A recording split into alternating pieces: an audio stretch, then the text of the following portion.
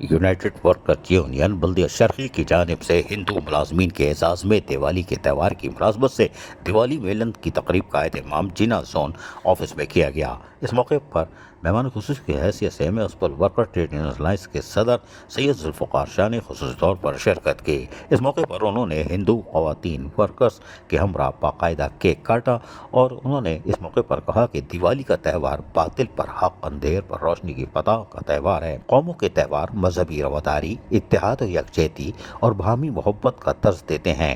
ہندو ملازمین نے ملک کی ترقی میں اہم کردار ادا کیا ہے اور اس موقع پر انہوں نے بین المذاہب ہم آہنگی کا بہترین مظاہرہ بھی کیا ہے، جبکہ تقریب سے یونین کے جنرل سیکرٹری الیاس سندھو، ملک اعجاز، امجد قوری، الیاس مٹھو اور دیگر نے بھی خطاب کیا اور ہندو ملازمین کی کارکردگی کی تعریف کی، جو کہ یقینی طور پر بلدیاتی ادارے ہوں یا کسی بھی ادارے میں موجود ہو۔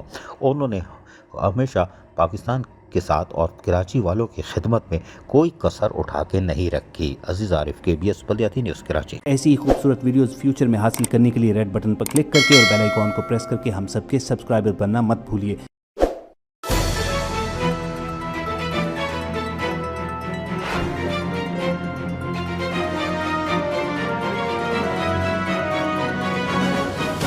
KBS بلدیاتی نیوز